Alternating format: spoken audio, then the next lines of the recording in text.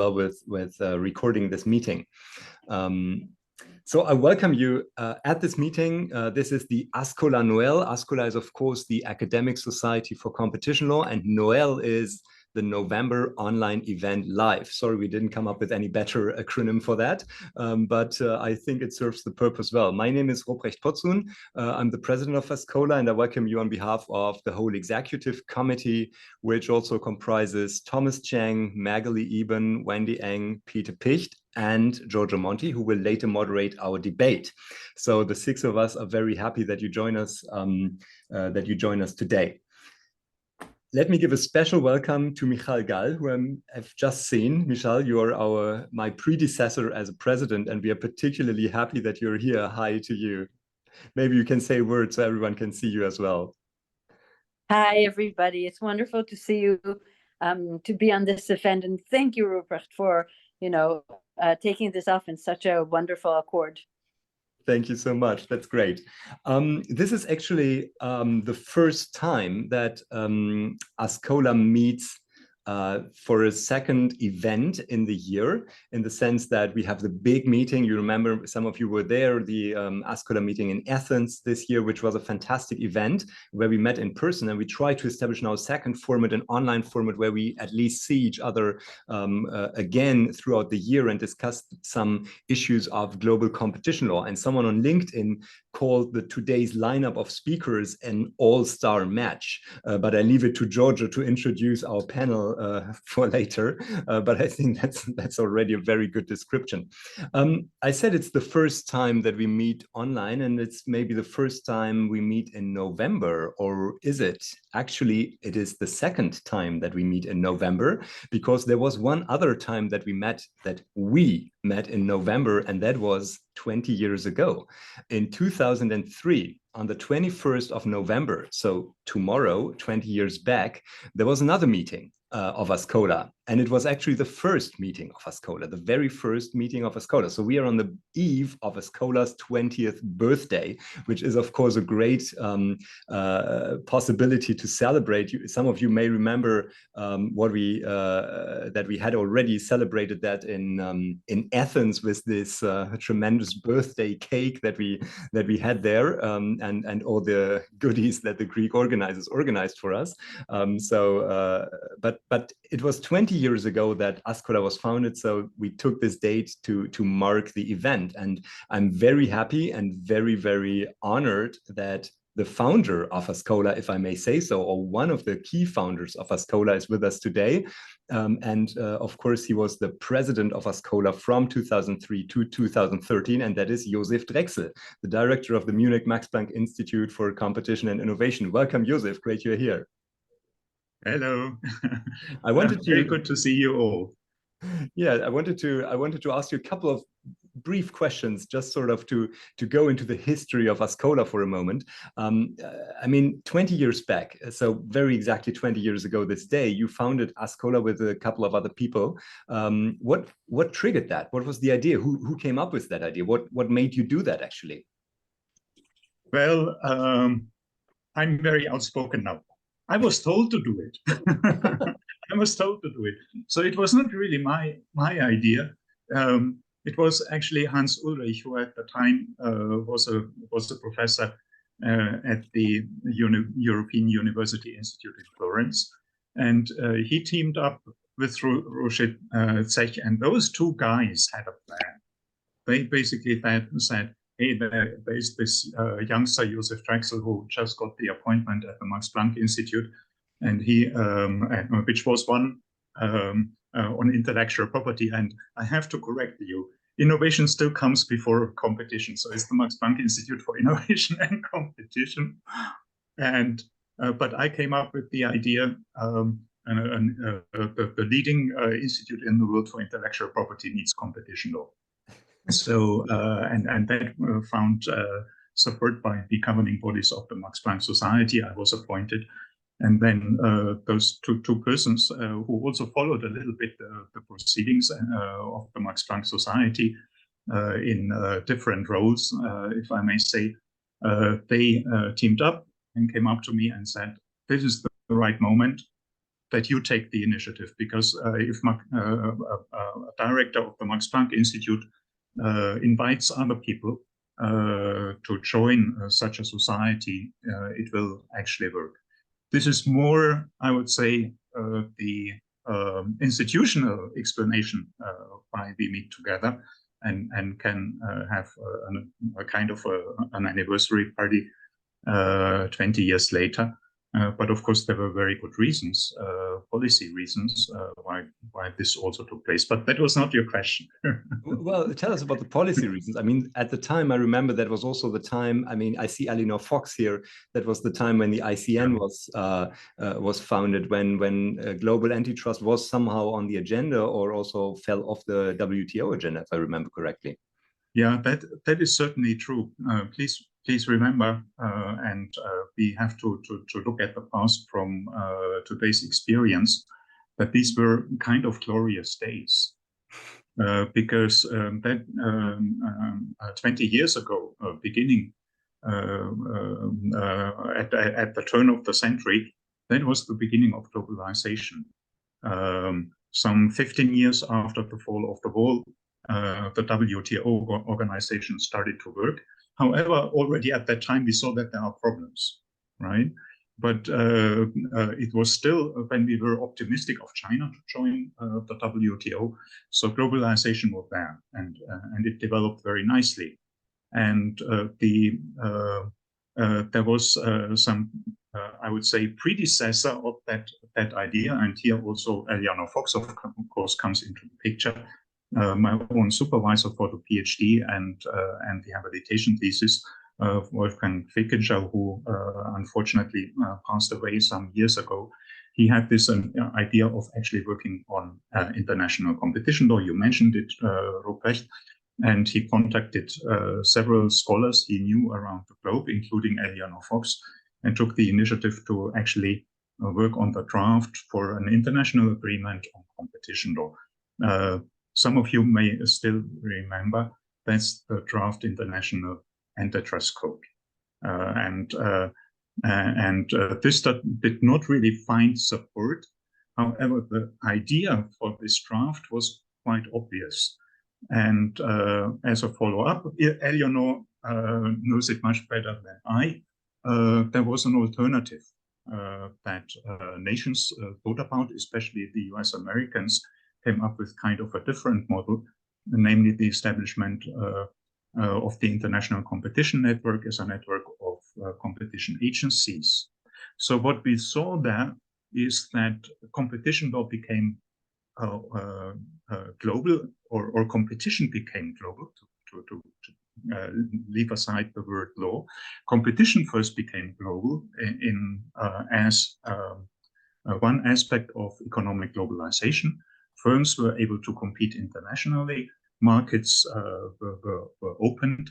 So this worked. So there was, but this also came with a threat that we would see many more international restraints of competition.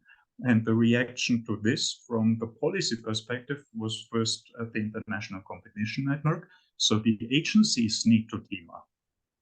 But what about scholarship? So there were also blank spots there. It was very clear that globalization and competition would lead to a boost for national competition laws, that national competition laws would also create huge incentives for scholars to actually get interested in competition law, and that we would have many more competition law experts at universities. And then it was quite clear that we need an international association of competition scholars in the legal field, but also in the economics field. And that was actually the idea. How well you are prepared! Incredible. Yeah, I just wanted to show who were these first 17 or 18 people. I've seen that Gabriela von Wallenberg, for instance, has also joined today as one of the founding members of ASCOLA. You just said it was sort of more and more people doing competition law. Many of us still today, even with ASCOLA having 500 or 600 members, think that the competition community is is like a family, is closely knit in a personal way somehow, so that it feels like really a very nice lawyers association, maybe even compared to other organizations. I don't know whether that is true, but it certainly makes for a good feeling. Do you have a view on that, Joseph? If you look back to these names, for instance, or to your experiences over the years, is it special? Are the competition lawyers particularly nice people? Give us a clear yes now, please. Well, you could argue that I first of all talk to friends to join and try to convince them. I may also mention another particular feature. Hans Ulrich and Roger Zech said, since you are so young and you are maybe not the number one person in Germany to start that initiative or in competition or in general, my experience, first of all, was very much outside of competition law. I collaborated with Eleanor Fox on this project on this so-called Munich Code. But he also said you have to write to all German competition scholars to include them. And I did this kind of reluctantly because I always wanted to be global.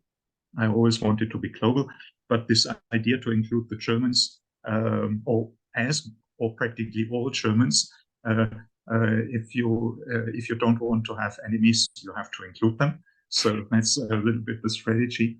20 years later, I can tell you about this. But after this event, I went out there.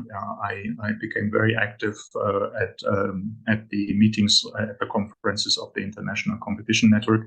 I went for the first years. I went to all the meetings, and one of the major agenda points for those meetings was to actually ask people, identify people who might join, and that worked very well. And it's definitely true. This was and still is a wonderful group of friends, right? And I would like to thank you, all of you, first of all, those who supported me in the early years, who started to became very active in organizing the first conferences.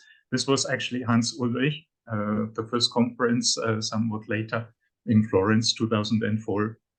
Then Laurent Seydoux, that's true, in 2006, and Roger Zech, no wonder. Now you know why he was. We had our third conference in Zurich. So thank you to all of you for this support, and especially to Paul Nichol, Michael Gall, and now you, Ruprecht, for taking over the very demanding job of a chair of ASCOLA. I'm absolutely convinced it's much more demanding nowadays, since we have grown so fast and quickly, which has been very much, I have to say, the merit of my successors, Paul Nichol, and then especially Michael Gall. And I'm very happy to see you here again. If I may add, and that is very dear to my heart too. At the time when we started, it was not only about globalization. Just take the conference in Paris. The conference in Paris was on the more economic approach. Nowadays, we look, I would say, much more critically at the more economic approach than in those times, for various reasons, especially concerning the big challenges of the world. We nowadays also discussed a lot about green competition law. So there are now additional objectives, and here I thought quite a bit about today's event. And we nowadays live in a world of clashes of nations. We live in a world of clashes of religions, and also within states. We live all around the globe practically. We live in an age of very strong individual opinions and beliefs, and we are no longer able to talk to each other. And an international society like ours, first of all, provides us with the openness, the tolerance to listen to others, and it is really the remedy against clashes of nations, clashes of religions, and so on. And I think we should maintain this. And one of my very strong beliefs, you know how I think about competition law, is we should never forget that competition law is kind of an economic pillar for democratic societies. And what we should all work in our home countries is not to forget about this. We need to maintain democratic societies, maintain the ability of different people with different opinions to talk to each other and to listen to each other to find best solutions. And if we can guarantee this, then we can also overcome other kinds of clashes which are even more harmful. If we can't do this, even green competition law will not help us. Therefore, I think a competition law that puts the finger on maintaining democracy, that should be the starting point. I don't know whether now everybody claims me to be an ordoliberalist, but not everything about ordoliberalism was wrong. I still believe that the more economic approach came up with a lot of good criticism on the ordoliberalism, especially for theoretical reasons. But that's my belief, and maybe already a kind of a legacy. While I hope I was not able to join you for the first anniversary party in Greece. I had my flight, and for health reasons, I had to stay at home. And still, I hope I can be not only at the 40th anniversary, but also at the 50th anniversary. At least that is not completely irrealistic. Thank you very much. Yeah, we hope for that. Thank you so much, Josef. That was a fantastic final word, but of course it's only the starting point for our debate. I saw Giorgio taking notes. That's good.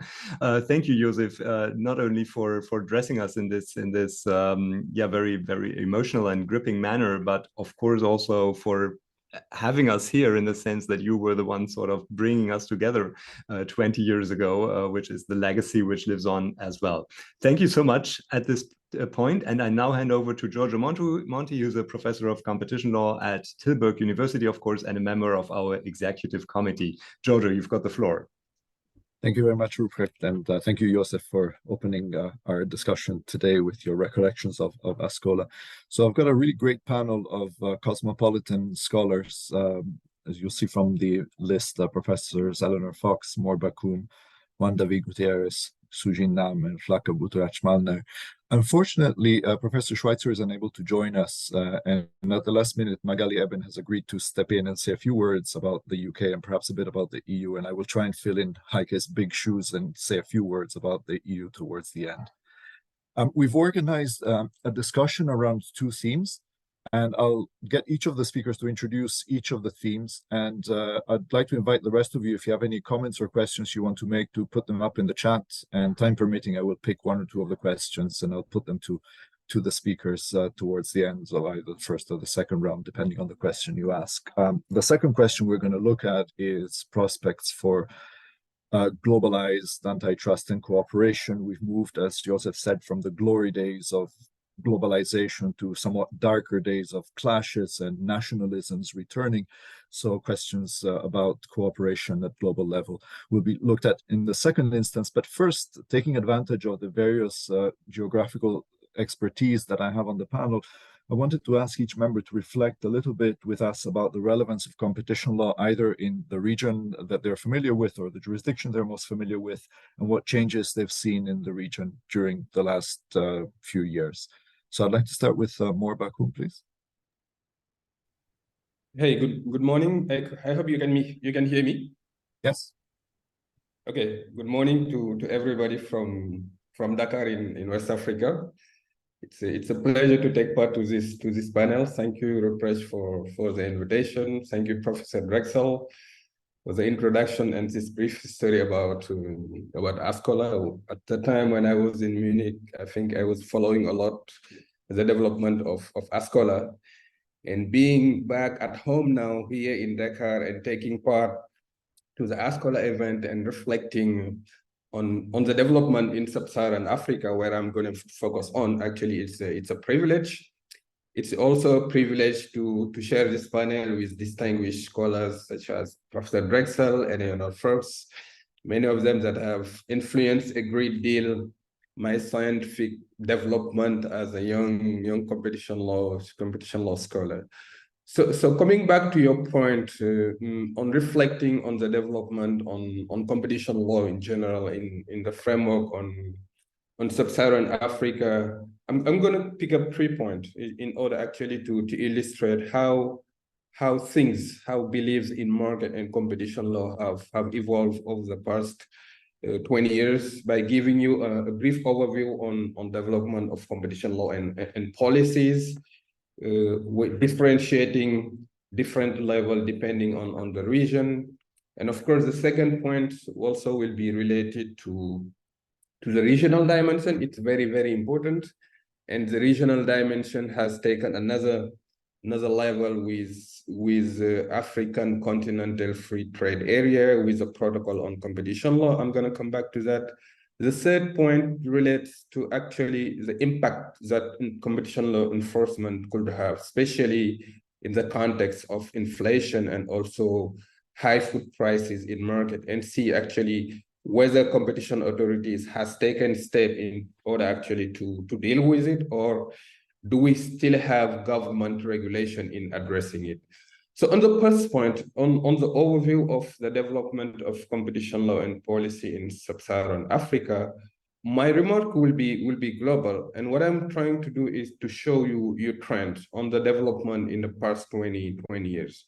One could actually notice that there is an increased belief in market and also in the role of competition law as a regulatory tool, and markets are becoming more and more competitive, and also public policies rely a lot increasingly on competition law as one of their what could be termed as development toolbox. And today, not less than 30 countries have formed what could be termed as competition law with a substantive law and also enforcement institutions. Some nations that used to have what could be considered as price regulation has updated their law. Some countries have actually drafted new regulations that could be termed as more market-friendly. In West Africa, for instance, we could just take the example of Nigeria, which could be considered as an economic powerhouse in West Africa, and that have adopted a competition law recently in 2019, if I'm not mistaken, and also that have set up a competition authority which is functional.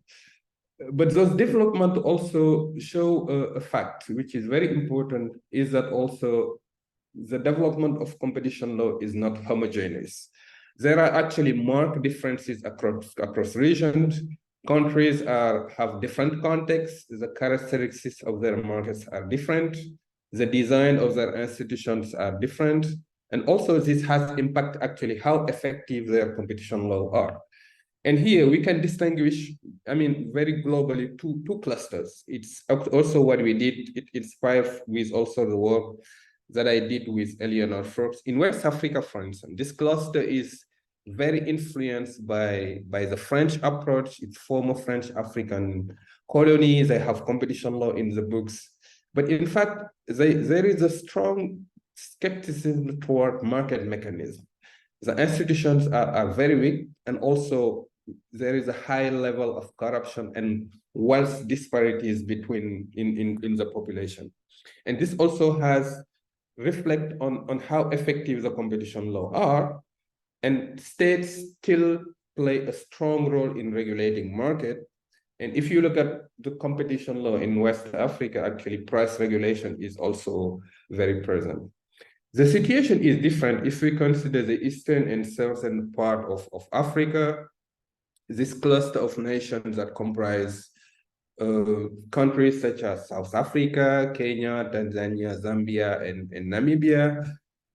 These countries have relatively well-functioning competition regimes, but we have to take into account the fact that South Africa is actually a standalone case with a sophisticated competition regime.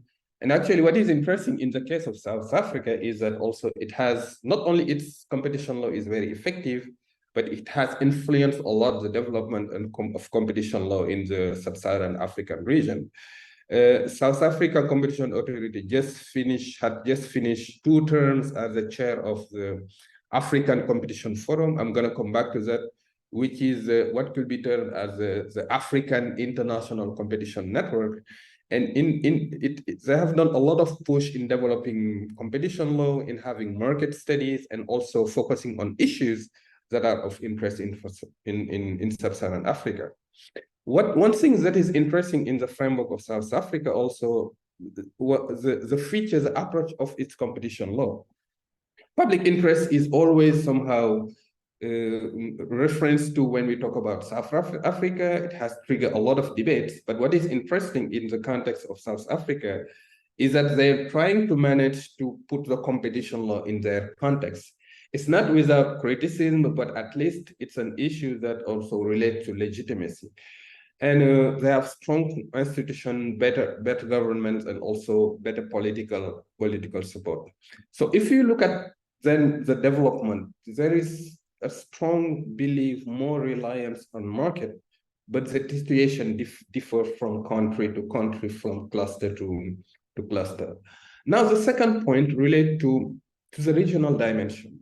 There are a lot of scholarship that somehow deal with regional integration and competition law globally and in the framework in sub-Saharan Africa.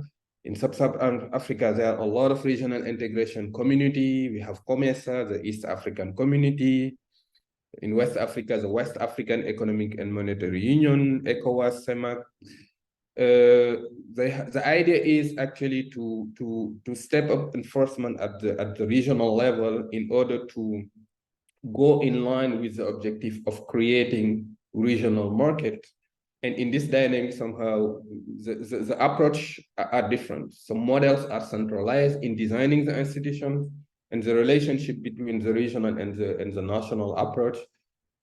Some models are centralized, some models are decentralized. But it's very important in this objective to deal with cross-border anti-competitive practices, especially at the national level, but also in dealing with restraints that come from the states. But again, also like in the national context, regional competition authorities' approaches also face some challenges. In terms of the design of the institution, the issue of cross-membership is very well documented. Also political involvement, protectionism, and also lack of resources. But one interesting aspect that I want to highlight is the recent development in terms of having a continental competition law in the framework of the African Continental Free Trade Area. The draft of the protocol of continental policy is already adopted, and it's in the process of being ratified by member states with 2 main pillars. It's planned to have a fully fledged continental regime with substantive provision on cartel, abuse of dominance, and mergers. And also the idea is also to set up a continental competition authority with enforcement power on cartels, abuse of dominance, and mergers. I mean, of course, from a conceptual point of view, one could somehow argue that it's good to have a sort of continental approach to cross-border issues that have continental dimension. But at the same time, when you look at the design, the issue on how one has to interface national enforcement, regional enforcement, and continental enforcement, it's really an issue to be addressed. And personally, and also from a scientific point of view, and I'm not the one that shares this opinion, I believe the project is too ambitious. And I think the way the design as the enforcement designs institutions are designed actually could hinder the effectiveness of the continental approach. And I think Professor Eleanor Fox, and I think in one of her papers, has suggested that the principle of subsidiarity and putting on the continental agenda only items, issues that can't be dealt with efficiently either at the national or regional level. And although the protocol is being ratified now, they're still trying to figure out how to interface to allocate the jurisdiction between national, regional, and the continental authority. Professor Monti, I'm not sure if I still have a couple of minutes to touch upon the last point on actually what are the steps that are taken by competition authority in order actually to deal with high food prices in food markets and agricultural sector. In West Africa, competition authorities are not well functioning. So it's actually state government intervention in form of price regulation that actually takes place. But the situation is different in Eastern and Southern Africa, where competition authority play a more prominent role in dealing with inflation and high food prices. And here, I would like to mention a couple of initiatives. For instance, in the South African Competition Authority monitor food prices with an essential food pricing monitoring report, which is released each quarter, and which focus on tracking the impact after COVID and also the consequences of economic crisis on food market. Recently, in 2022, they launched a market inquiry in the South African fresh product market. And a number of enforcement cases also focus on food and staples that most population use. From a research point of view, also, one issue I think competition authority face in sub-Saharan Africa is to have a view on the different anti-competitive practices that take place. And in order actually to close this gap, the Center for Competition Regulation and Economic Development at the University of South Africa has created what is termed as a market observatory, an African market observatory with a African market observatory price tracker, which actually try to look at the trend of prices in Eastern and Southern Africa, focusing also on some food product, and also try to monitor the changes in food prices in different markets. And the data is made available to market participants, policymakers, and also to competition authority. So if I may summarize on the first point, there is increased and stronger reliance on market and competition law, but one has to differentiate between the countries and the region. The regional approach is becoming very important. At the continental level, initiative has been taking place in the framework of the African Continental Free Trade Agreement, but there are limits and challenges that remain. In order to deal with the challenges of inflation and high food prices, although some competition authorities are taking steps in order actually to focus enforcement on those aspects, in some regions, state involvement is still very, very strong and very, very prominent. So I'm going to stop here. So these are the few points I wanted to make on the first question. And maybe I could come back with if there are some question or more clarification. Thank you. Thank you very much for your very rich account of developments in so many different states. I think a couple of points stuck out for me. The first, your emphasis on institutional design and the importance of that to accompanying a robust substantive law. And the second, your emphasis on legitimacy and how an agency or a court has to develop a mechanism to legitimize competition policy. And in this context, I think some of the judgments of the South African Constitutional Court, where they link competition to the economic development of that particular jurisdiction, are quite significant. Let's cross over to a different continent, and I'll ask Sujin now to comment a little bit about developments in Korea. Thank you, Giorgio. Thank you, Rupert, and the Executive Committee for giving me this opportunity to speak amongst such distinguished speakers. It is a very great honor to be here. Today, I'm going to focus on Korea. That's where I'm usually based. Right now, this semester, I'm actually in Los Angeles, in California, United States. So it's very early right here where I am.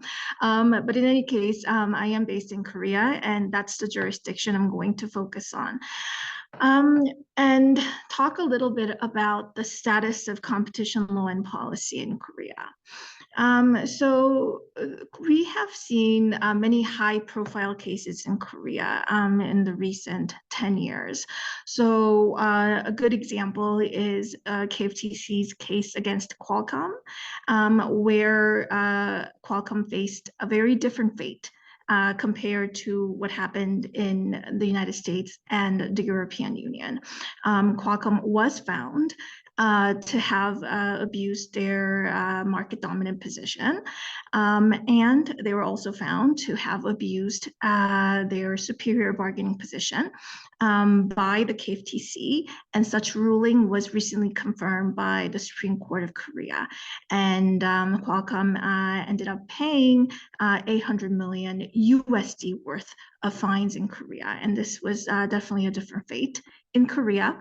And the KFTC also has had some very high-profile cases against digital platforms, both domestic and foreign. So we had cases against Naver, our own search #1 dominant player. And we also had cases against Kakao Mobility, which is also a Korean domestic digital platform. And we also had cases against Google, multiple cases actually against Google. And we've also had very active enforcement of cartels, and we have increased economic analysis. There is a greater judicial review. So all in all, there has been a great improvement in competition enforcement in Korea. But that said, I wanted to talk a little bit about what is sort of really underlying all this active enforcement, and talk a little bit about what's not very visible from the news articles that we get about all these enforcement cases. Despite these really high-profile cases, my view is that Korea still is really in the process of anchoring the values of competition vis-a-vis other values, let's say, for instance, fairness. Fairness is still in many ways more powerful than competition. The background of this, I shall, say a little more, is that the executive committee actually noted when I was preparing for this presentation that I could, if I wanted to, talk a little bit about the role of competition law in regulating the giant Korean conglomerates. We call them chaebol here. And the chaebols have been, for a very long time, a priority for Koreans. We wanted to address the chaebol problems. They were blamed for the Asian economic crisis, the increase in economic concentration, and this, I mean, general economic concentration, not market concentration.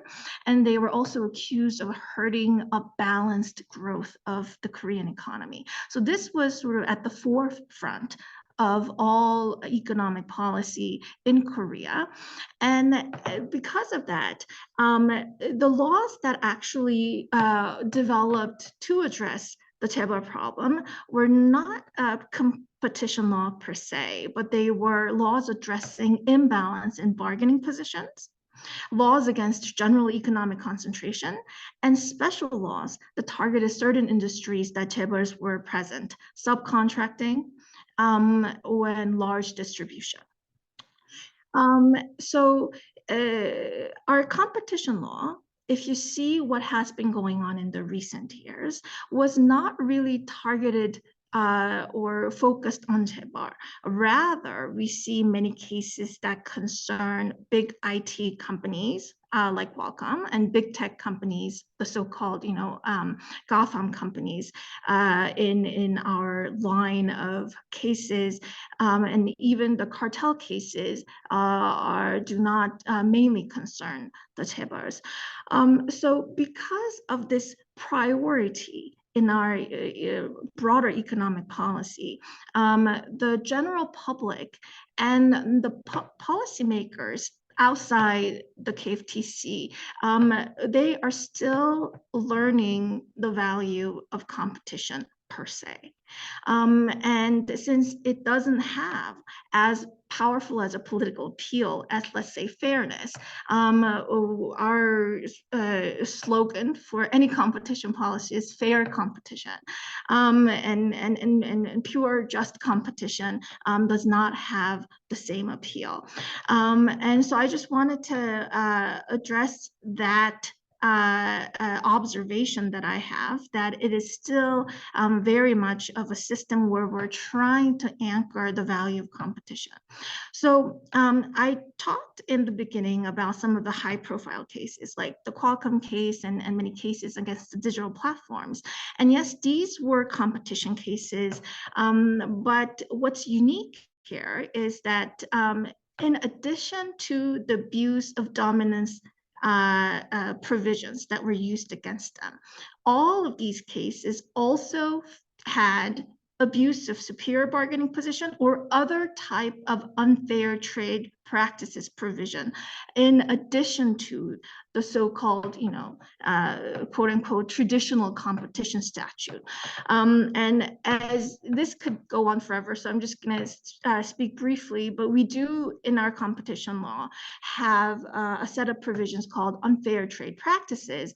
This exists not only in Korea, but other countries in the region like Japan, and even elsewhere. It's termed a little bit differently, but in any case, we have this set of laws, and they are technically, some technically categorize them as a part of our competition law. But if you look inside, it's not really solely about competition, or not even mainly about competition. Some of these provisions really tackled the idea of fairness, fair transaction that has little to do with competition. And so what we notice in these high profile competition cases even, they even address the fairness problem that I think, and I've said, is something that is more appealing to the public, to many policymakers, maybe just outside the narrow circle of the KFTC. So these observations that I have, I thought were not easily visible from reading about, the high fine cases of Korea. And I wanted to talk a little bit about the background behind it, the chaebol background, as to why we have a focus on this idea of fairness, and that translates to bargaining position differences, general economic power. So power laws. So I wanted to sort of conclude, since we have little time, by saying that we do in Korea have some meaningful experiences on addressing bargaining position differences with our unfair trade practices law, as well as general economic concentration laws. And I thought it would be very interesting and fruitful to compare this with the recent discussions that have been going on in the United States with regards to big tech, and even elsewhere in other jurisdictions. And I know that in the US, there has been a discussion, even by the top competition agency officials, about the need for superior bargaining, abuse of superior bargaining position type laws. And, just on that briefly, as a competition scholar that looked at this law in Korea, that these laws may be useful, but they definitely need a well-designed scope. Otherwise, these laws may really endanger a private contract regime. And in doing the comparison, I just want to say Korea has meaningful experience. It would be great to compare notes. And I think that's where this type of forum, where international scholars are exchanging ideas, would be very helpful for that kind of interaction. And by no way Korean experience is perfect. There are plenty of problems, but it would definitely be helpful to compare notes on this very interesting new developments. So that's all I have. Thank you, Sujin, in particular for introducing a possible shared research project that some of us could engage in.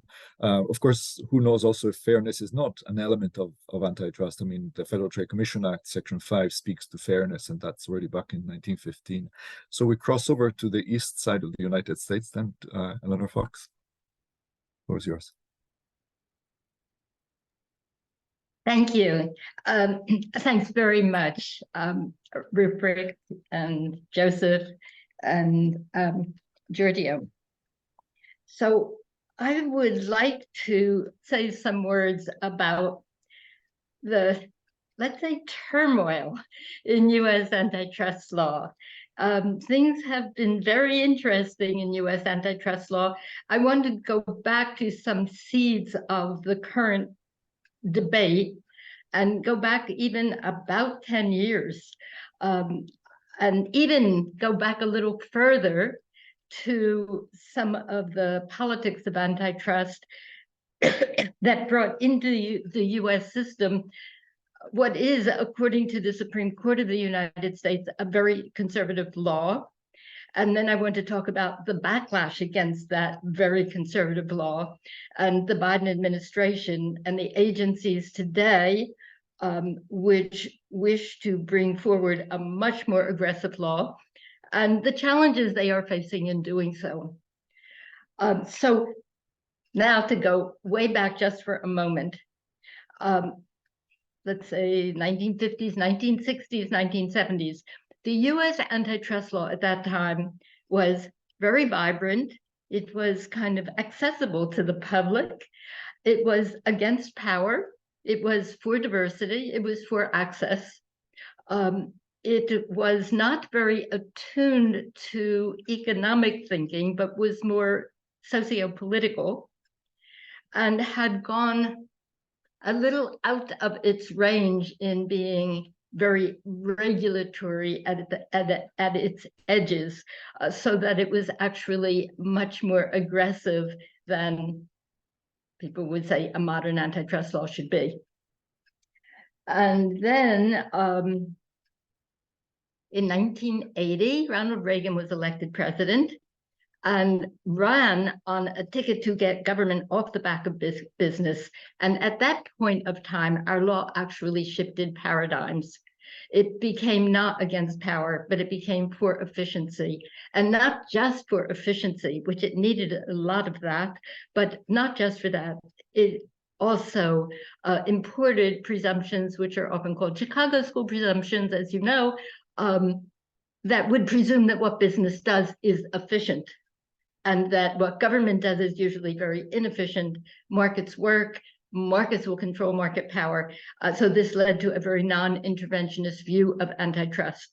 And this trend became more and more entrenched, and I would say extreme, so that a big flashpoint would be Justice Scalia's opinion in our case called Trinco in 2004, which gave a very, very narrow view of abuse. It's our abuse of dominance, which is monopolization, making it really very hard for a plaintiff to prove any unilateral conduct case.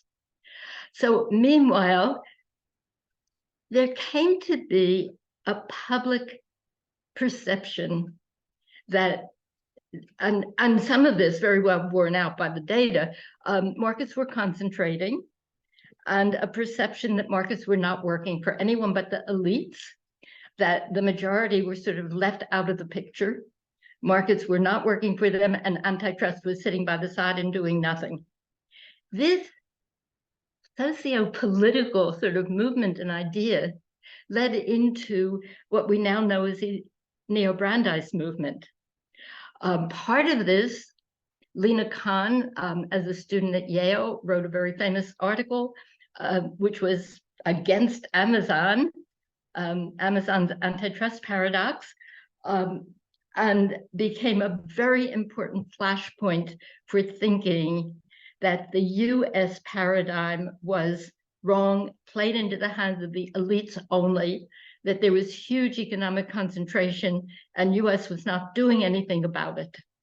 And then, of course, we got the presidential election of 2000s, where this issue was on the presidential election radar screen with Elizabeth Warren and Bernie Sanders, for example, and then Biden is elected, and Biden has an agenda, which is on antitrust.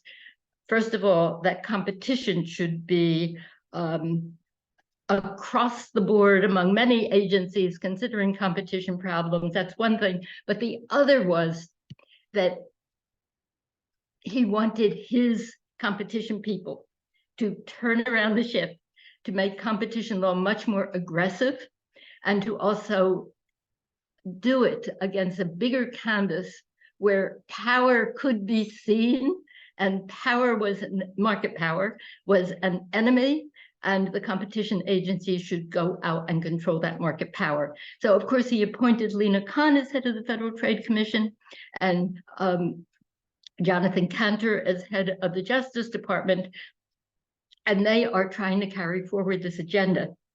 The agenda, the way I've said it, has many nuances. And so what is Neo-Brandeis? Neo-Brandeis itself has nuances.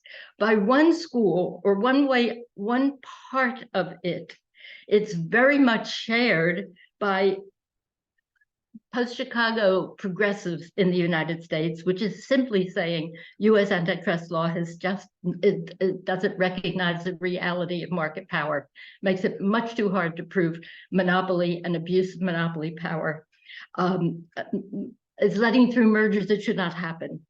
And we really need a much more aggressive law that recognizes these realities. That's one part that shares a lot with a huge sector of the experts in the United States. And then there's this other part, which says antitrust law should have regard to all stakeholders. And that includes farmers, it includes small business, it includes labor.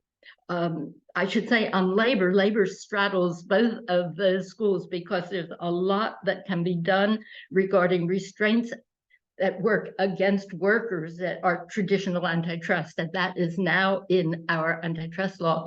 There's the other part about workers, which is simply to say we should have our eye on workers and bringing in the fairness, Sujin, because there's some interesting parallels here with US trying to bring in fairness, that we should be fair to workers and not be laying off workers. And that's the part where there is a tension with antitrust.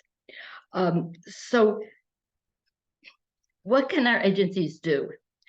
They have to operate, when they're bringing cases, they have to operate within the framework of the competition law, which is conservative. Legislation would help. We had a lot of legislation introduced in the last term, antitrust legislation, and it didn't get sufficient traction. Some of it has been reintroduced, and Congress, if you've noticed, our Congress is really dysfunctional. We're not expecting antitrust legislation. So our agencies really have to work on the understanding they're probably not going to get legislation that will change the fulcrum of our law. They're pushing cases. A lot of cases are in the courts today. The cases that are brought, there's one really big one you may have noticed, United States against Google. The trial testimony just ended last week, and it's being briefed now. There's several cases against Google. This is Google's search for spending $26 billion a year to get default status on devices such as all of Apple's, all of Samsung's, all of Firefox's. Google search gets default status. They pay $26 billion a year. And there is a huge trial on whether this is anti-competitive. Google claims that it gets default status because it's better, and that's what the device companies want. And at the close of argument a couple of days ago, the judge Amit Mehta said, "I have no idea what I'm going to do." Having heard 42 days of argument, and he says, "I have no idea." And then there is briefing coming. I mentioned all of that along lines of, and this is opportunities for people in Ascola, for example, for writing. Can it be that our law is so complex that a case like this doesn't give rise to somebody hearing all this testimony of some presumption or tentative inference as to whether these clauses are anti-competitive. Does it really take so long to try a case? Is it so complex? Google is, the government has to prove Google has monopoly power, and Google is saying, no, I don't. It's a click away. I'm constrained by vertical maps and travel, vertical apps as well as horizontal. It has an idea that there are so many competitors in the market, although it does have more than 90% of general search. So all of these issues are really difficult to try, and the case is going to last still for another year before this, half a year before there's a decision. So this is where we are now. And all of these cases that are pending, the agencies are not doing wild-haired neo-Brandeisian arguments that is beyond the pale of traditional antitrust. These cases are brought on, I would say, like 90%. They're pretty traditional grounds, and there's an element of them where the agencies are trying to push the envelope further. And there's a big element of them in which the agency is saying this is enough evidence for there to be a presumption, but they are not outside of the pale of tradition. We have merger guidelines that have just been proposed that would also show how the agencies are both trying to take account of traditional concepts, but push the envelope further to get presumptions earlier, for example, and to look at new issues such as certain new potential competition issues. They might have even gone further, but they sort of shied away from the idea of ecosystem markets. But there's much area there, again, which lends itself to scholarship. So I think I better stop because my time is up. But US is very much in some kind of interesting turmoil, very interesting debate. Thanks.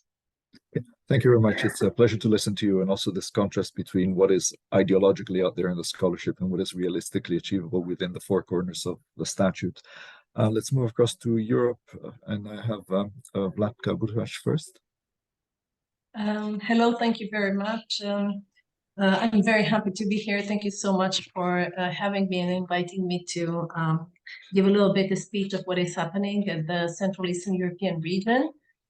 So I will focus on a couple of points, which will be mostly Croatian-oriented, which is my home jurisdiction, but those points might be and are valid for most of the Central and Eastern European countries. So I guess that many of the countries will recognize themselves maybe through my speech as well. So first, I want to give like a general overview saying that the enforcement record still does not meet the high expectations of developed democracies and free market economies.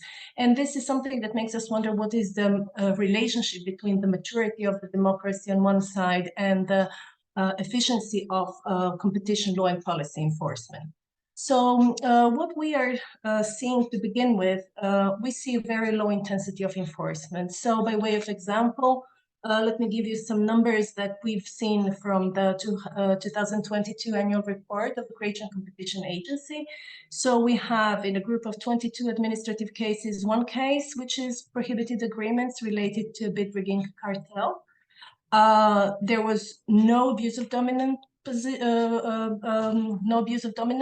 so 0 infringement decisions and 0 commitment decisions as well. So although we had 22 cases that were initiated on the grounds on alleged abuse of dominance.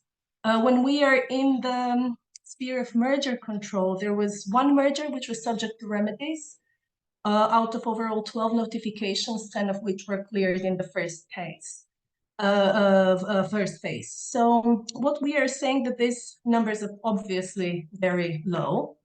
So, however, when we compare the overall number of administrative and non-administrative cases that the agency is pursuing in a year, we can actually see that there is a lot of enforcement effort directive into initiatives that are not really connected to competition law or marginally connected with some other borderline cases. So there is maybe not even a very good understanding of what competition agency does and what are their competencies and what competition law actually is. So my second observation would be that the cases that are pursued are low-profile cases and the fines are rather low. So for me, these are two interconnected things. Because if you choose low profiles, then of course the fines will be as well low. Now here, I really want to add up to what Yasmin, actually, Kaufman, who is one of our members, she did an extremely thorough research of the Croatian enforcement, and I have to really agree on what she advanced as possible reason. And here is a self-restraint of the agency in pursuing cases, which I find to be the most plausible explanation when it comes to Croatia. Of course, cases going back forward into the interplay between the politics and the development of the institutional design of competition agency that is affecting this very important relationship. So another thing that we can witness is that there are very few parallel cases where we have with national law Article 101 and 102. So, and when it comes to Croatia, there is not a single infringement decision when it comes on the ground of Article 101, nor 102. And if we add up to this as well, like a rather weak judicial enforcement, so here we have the CCA routinely applying EU standards, EU law as a means of interpretation way back before we even became the EU member state. So we can see that the Croatian Competition Agency is actually the most proficient body in applying EU law. However, it still has to be reviewed by courts who are less proficient, not only in competition, but in EU competition law in general, national judges, seeing themselves more as national than EU judges. And this is really undermining the efficiency and the efforts made by the Croatian Competition Agency to pursue cases. We've seen a sequence of cases, cartel cases, that were quashed by the High Administrative Court of Croatia, but then going even to the Supreme Court, that actually undermined very much what were the efforts of the Croatian Competition Agency.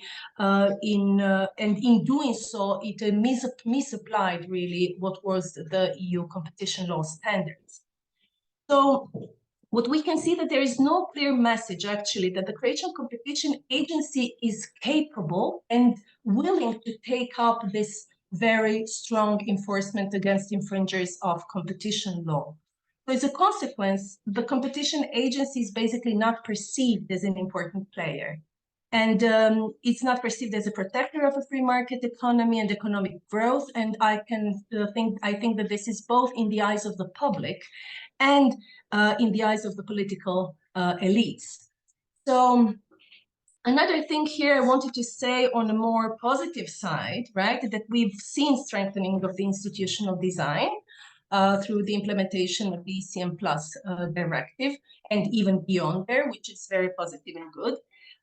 We've seen in Croatia specifically the intensified approachment to the accession to the OECD, which is wonderful because we've seen as well a closer cooperation between the agency and OECD in competition law. And maybe as we can see the new leadership of the CCA, we can see a more intensified advocacy and presence in the media, which is one of the very important elements of getting across the importance of competition policy and the institutional, the importance of the institution in protecting these economic values. Now, if we look at the possible causes of this record, which is not the best ever, we have to go back really to the research that has been done by our members. Really, I have to mention here, besides Jasminka, who already I mentioned, there is Matej Bernat, Kati Čereš, that did a lot of very intensive research in a wider Central Eastern European context. So I'm just going to freeride a little bit on what were their findings in their scholarship. So what we can see that in common these countries do have is that they share the political and economic. Communist countries on planned economies who went through the process of privatization, in which we have the rise of political and economic elites, which really marked the economic growth at the time. What we see as well is that we inherited, but then maintained as well, collusive culture, which is, as opposed to a competitive culture, which is a process that really takes time and has been mentioned many times as one of the reasons why we fail to progress as fast as we would like to. The peak of enforcement and where we saw the competition policy to be really the driver of the development was at the time of Europeization, when we were accessing the EU, and when it was really important to show that we can do it and that we have it, we are strong, and this was the peak of enforcement. But then after accession, this a little bit fell the record.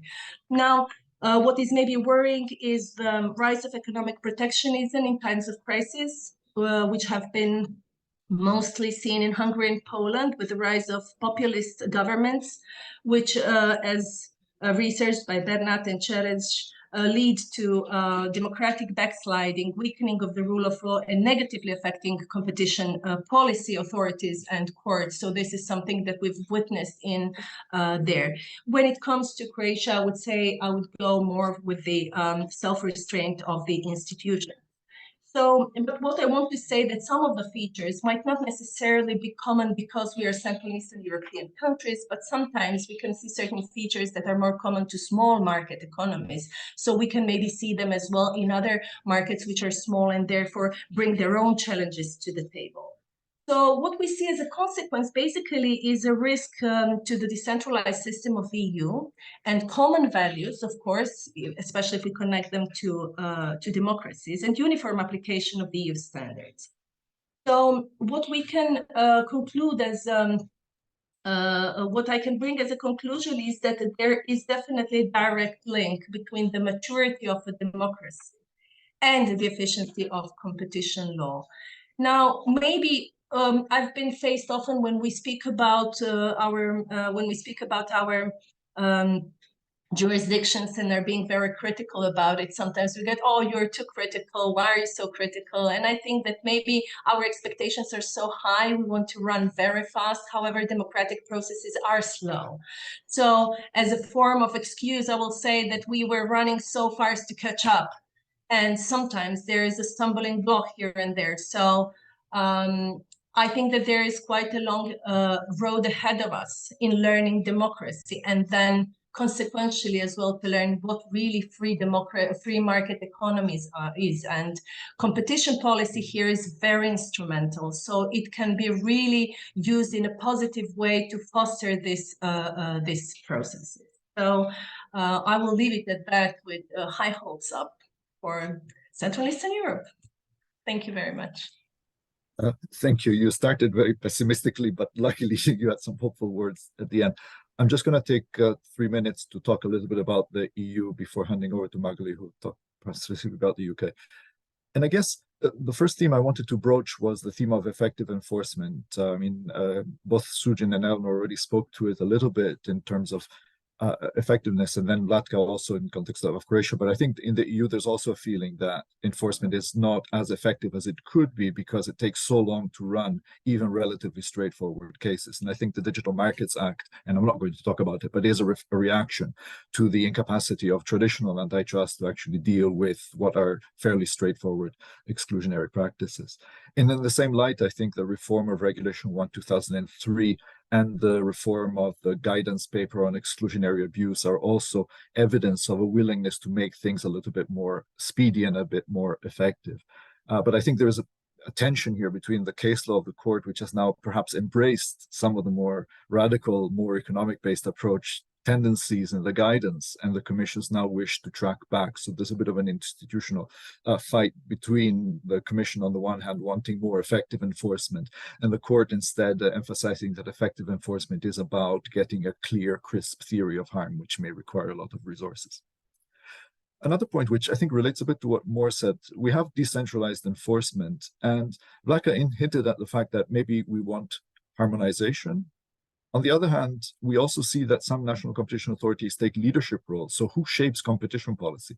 It should be the Commission, but actually some national competition authorities are doing very interesting work, and they can become laboratories for developments. And so is institutional design best served by an apex agency making policy choices, or policy choices also best left to be shaped by national agencies, and these upgraded to the supranational level?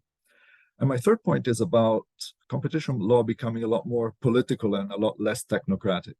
We have no state aid regime anymore. There are state aid rules in the treaty, but if you open the press releases, you will see billions being granted left, right, and center. We're always in a state of crisis, and state aid is there. And we're also concerned about foreign subsidies.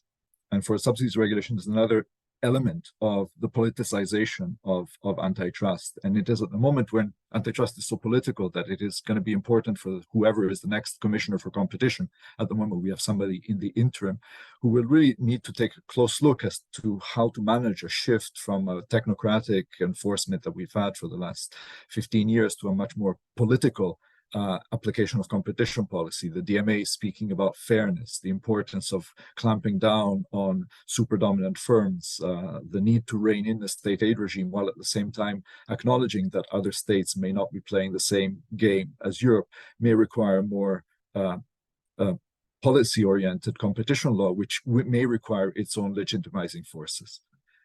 And I'll stop there and ask Magali to say something about the UK.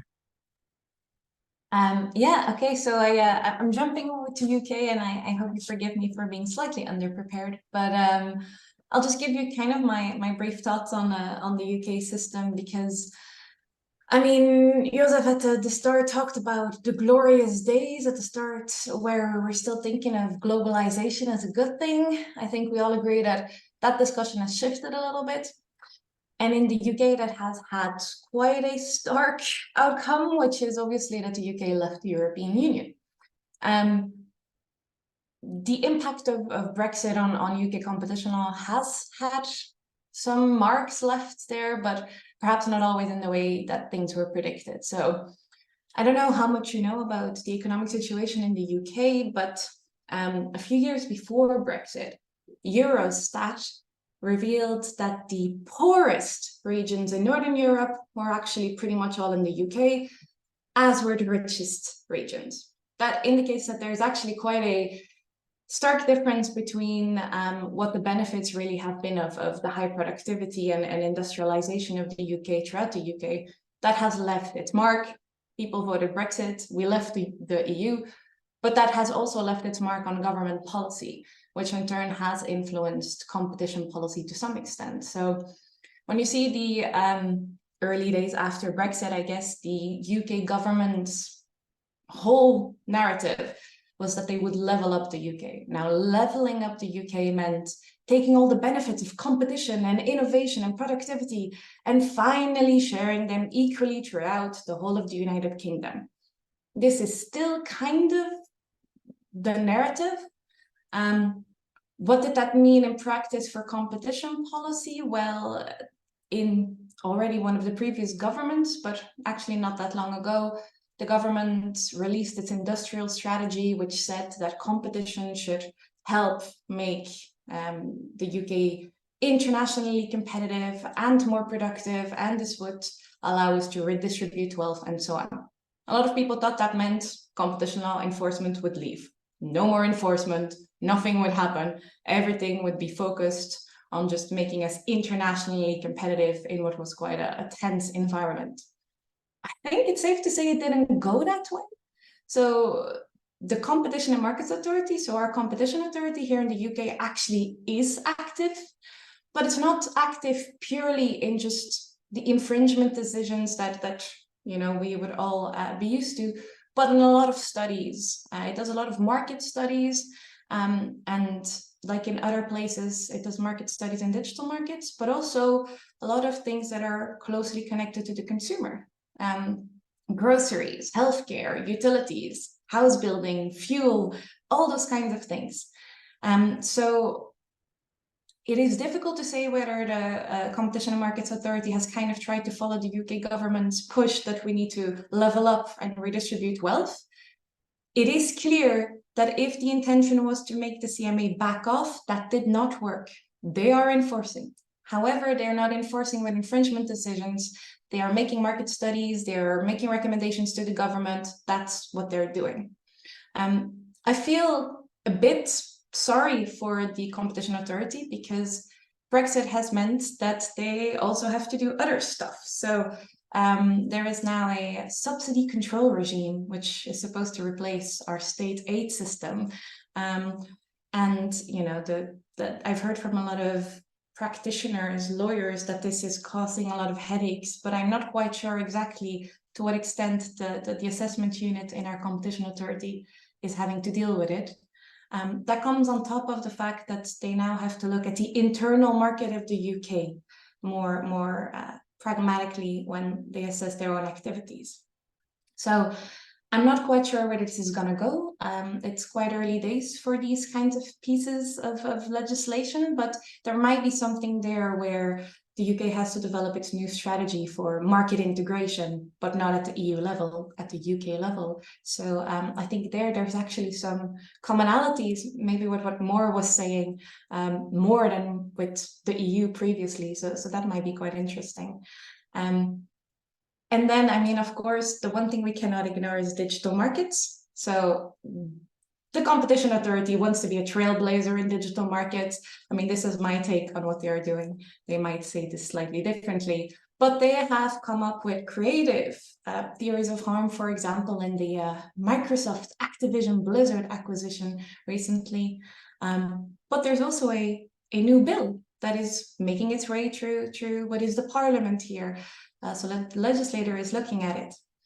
And we can have a debate. I don't want to unpack the bill versus the DMA, but my feeling is that the UK is still on a somewhat more of a traditional economics-oriented trajectory.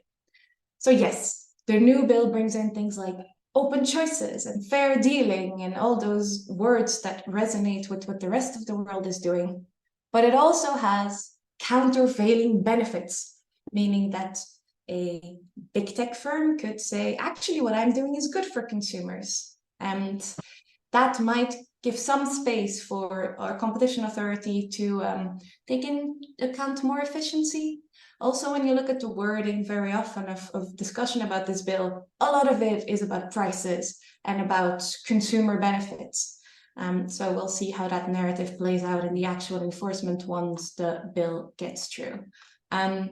There's two last things I'll mention very briefly, which is something that I think the UK is doing really well, is it's taken all the regulators, put them together into one forum and said, let's talk about big tech together. I think that should be a template for the rest of Europe. So this is me saying something positive about the UK approach. Another thing that they're doing is that they're really pumping out class actions in competition law enforcement in big tech. This has been a nightmare to keep track of because there are loads of procedural and funding problems for these cases, but they are fascinating. So if you feel compelled to try to bring a class action against Google, come to the UK and do it, and I'll write a paper about it. So yeah, that's all from me. Thank you very much. The UK has always been very welcome to foreign litigation, even when the case has nothing to do with happening in the UK. And last but not least, let me move on to Juan David, who will speak to some countries in Latin America. And if you can be fairly brief, about 5 minutes, so we can finish on time. Hello, Giorgio, and thank you. Yes, I'll be very brief, but I have to start with a parenthesis. And I'm going to speak on behalf of Latin American and Caribbean countries. But I guess that what I'm going to say is pertinent for other global South countries, and it's that we need to decolonize competition law, scholarship, and enforcement. Global South scholars are tired of receiving answers from editors of competition law journals saying that although the article seems interesting, it's not pertinent because our case cannot be generalized elsewhere. And to be quite frank, I've never heard a colleague from the US or the EU having this kind of problem, despite of the fact that the US is actually a huge exception in how antitrust is enforced. The EU is quite a remarkable experiment, but there's nothing that looks like it. And there's other billion, I would say that at least 70% of the rest of the planet has their own jurisdictions and their own issues. And it's really frustrating for Global South scholars to have already all sorts of barriers to publish in journals in languages that probably are not our native languages, to produce scholarly articles that are that comply with the academic canon and receive such an answer. I would like to remind editors of these journals that Global South scholars are not marginal. As a matter of fact, we're the global majority. And the jurisdictions that are privileged for the fact of publishing in academic journals are actually exceptions, very big exceptions. And that if you are going to request that Global South scholars justify how their cases are generalizable to other countries, you must do the same for the US and the EU. And with that, let me go back to the initial question. So Latin American jurisdictions have been interestingly addressing issues that in the past were not present. These include gender issues, privacy issues, sustainability, including environmental sustainability issues, and of course, digital market cases. Let me give you an idea of what Latin America looks like, because I'm very afraid of talking in general about Latin America without warning everyone that there's almost 30 competition authorities of all sorts, national, regional, specialized in telecommunications. Some of them are judicial, some of them are administrative. We're speaking about over 20 national legislations, and therefore it's very difficult to make huge generalizations. As a matter of fact, I think that what I could say about Latin America is that it's quite heterogeneous. There's competition agencies that are only being set up recently, such as the one of Aruba in the Caribbean, or that are just starting to set up, such as Curacao. And then there are agencies like the Colombian one that has been working since the 1960s. And countries such as Colombia, Chile, Argentina, and Brazil that may have over 6 decades of cases. Just to give you one example, the first cartel case in Colombia was in the early 1960s. So there's a huge heterogeneity in terms of the history of how law has been enforced, and of course of capacity. Let's say again, Curacao doesn't have more than 10 staff members, actually including probably the members of their commission, while in countries such as Colombia, Chile, and Brazil, we can count staff in hundreds, right? So there's a huge gap between countries. Now, I would like to think about the topic of environmental sustainability, because environmental sustainability as a challenge is huge in Latin America. Just think about the Amazon. The Amazon is not just crucial for our region, it's actually crucial for the stability of the world climate. It's a stabilizer for our environment. And there's been recent cases in jurisdictions such as Brazil, Colombia, Argentina. Well, no, Argentina not so much. There's this discussion in Argentina rather than case law. So Colombia, Brazil, where the issue of sustainability has directly been discussed. So a very recent joint venture that was approved at the second phase in Brazil dealt with the agreement among 3 huge agribusiness, 3 global competitors who aim to create a common platform for the standardization of certain environmental indicators and to share information about their environmental situation in their businesses. And of course, the fact that it was an environmental endeavor, that didn't mean that the CAGI, the competition agency from Brazil, wouldn't engage with the competition law bit. And they had 2 big concerns. So first, they were concerned about the fact that critical information for competition was could be shared through the platform. So the parties offered that that wouldn't be the case, and they exemplify the type of information, the type of environmental information that we would be shared. And the second concern voiced by the CAGI was that they could exclude other rivals from such platform. So the companies agreed to have an antitrust protocol for the management of their platform to avoid and prevent the problems that were raised by CAGI. So it was it's a very big landmark case in Latin America where both antitrust and sustainability issues were addressed. But there are, this is a, let's say, a positive case because the agency managed to balance both environmental and antitrust policy objectives. But there's been other cases where it's more unclear. And let me get back to the Amazon again. In Brazil, there's concern about how the production of beef and soy is contributing to deforestation, particularly in the Amazon.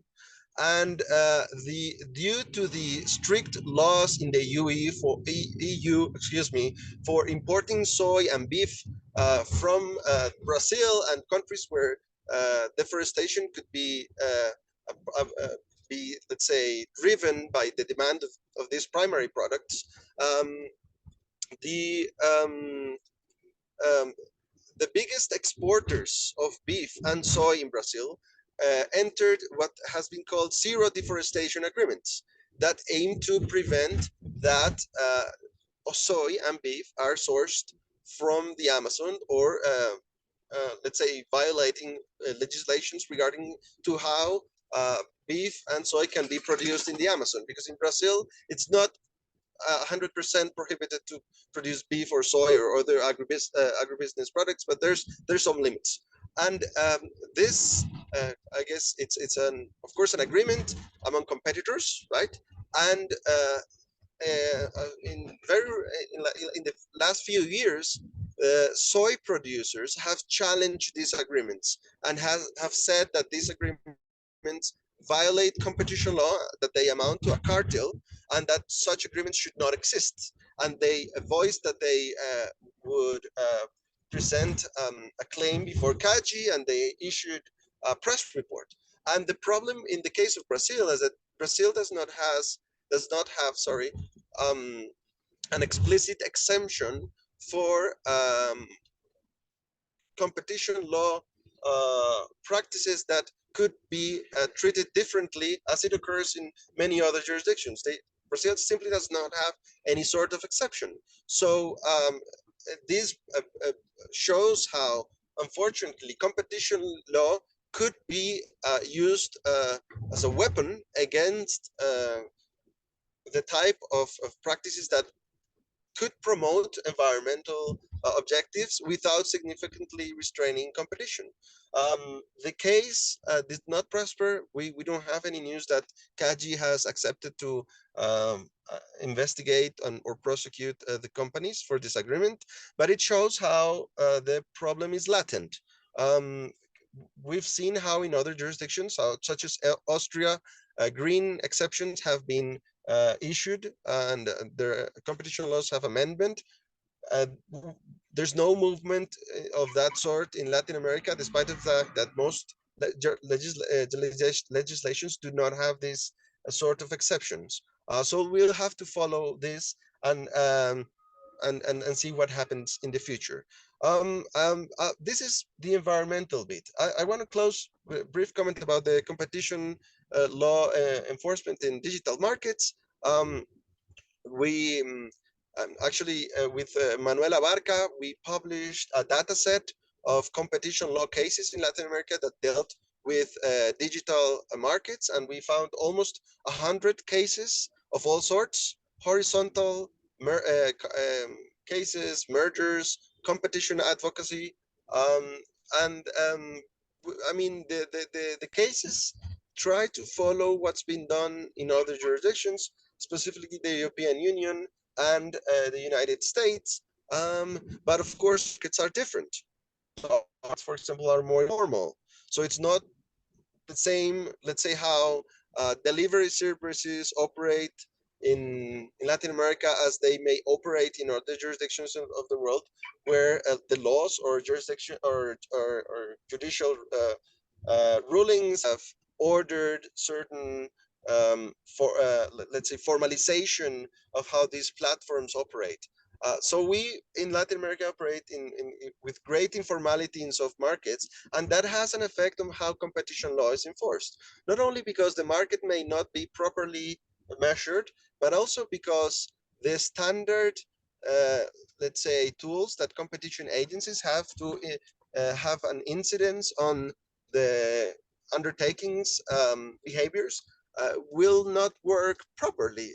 If there's companies that are not interested in complying with tax law nor labor laws, why would they comply with antitrust law? Like that's the least of them that they're worried about, right?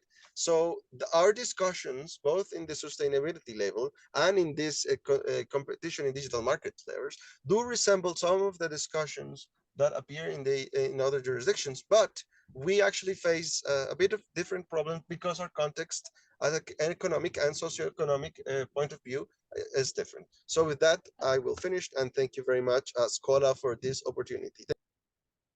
Okay, great. Thank you very much for both pointing out significant differences across the jurisdictions, but also lots of points of similarity. We are nearing the close, so I'm going to have to start wrapping things up a little bit more quickly, but I would like to get back to the panelists with one final question to which they have 1 minute to reply.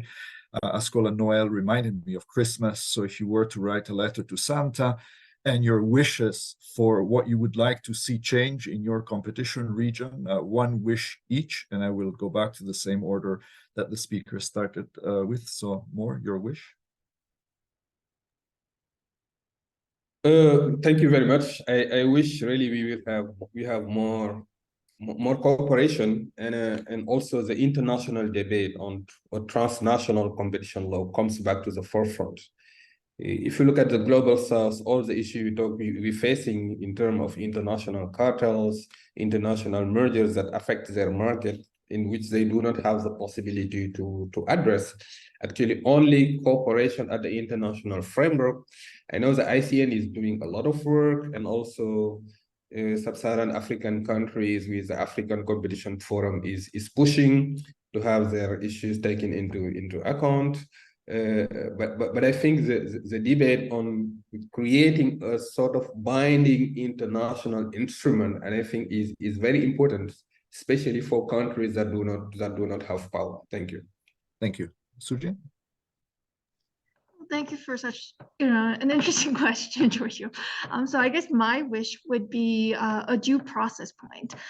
So KFTC has seen a lot of improvements, but we see a very prosecutorial organization that's housed within a structure that's very sort of inquisitorial, based on the inquisitorial tradition. And that tension has been causing lots of procedural due process problems in Korea. So my wish is that we would either sort of, sort these things out by restructuring some of either the internal organization or the broader competition law enforcement system, so that the respondents would get a fair day in the KFTC hearings. Eleanor? My wish would be that US would start regarding who wins and who loses, both from markets and from enforcement, and give regard to those who are the consistent, persistent losers, who are usually the vulnerable and the left out. Thank you. Lata? Okay, so for my part, I would like to see more assertiveness, maybe on the side of the agency, and more important recognition of the importance of competition policy generally from the from the public and politics. So that would be my wish. Yeah. Thank you, Magali. Selfishly, I would like them to slow down so I can catch up. But if that's not going to happen, then I would like more clarity on what the actual harm is that we're trying to fight. so we know what standards to judge the enforcement of the DMA and the UK bill by, because it is not clear to me yet what exactly we're trying to achieve. Thank you. And Wandeli? Latin America has faced recently huge political swings. Just yesterday in Argentina, a right-wing libertarian was elected. And 1 year ago in Colombia, we had elected the first left-wing president. You'll be surprised that in 200 years, this is the first time probably that we have a left-wing president. Yes, this is the case.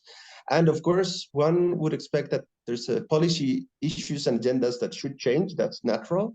But what I wish is that the new governments actually try to build on what's there in the agencies, because it's very easy to destroy an agency, and it's very, very difficult to build it. So I hope that they, of course, change with their ideology. That's fine, but that they build on the institution. Thank you. Okay. Thank you all for pushing for more effectiveness in enforcement in one way or another. And thank you for your rich contributions to show us how so many different challenges exist, and yet so many common points of comparison arise. And I hand back to Ruprecht to conclude.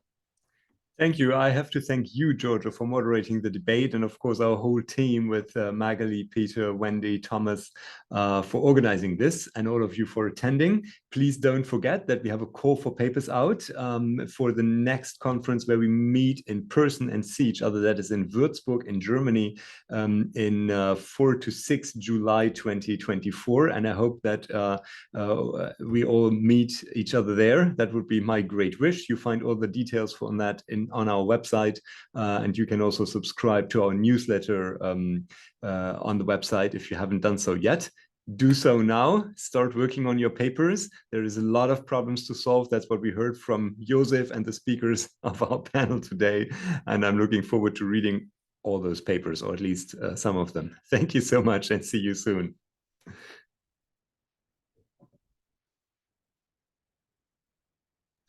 Bye-bye. Thank you. Bye, everybody. Thank you. Thanks, Bye. everybody. Have a nice day. Goodbye. Bye.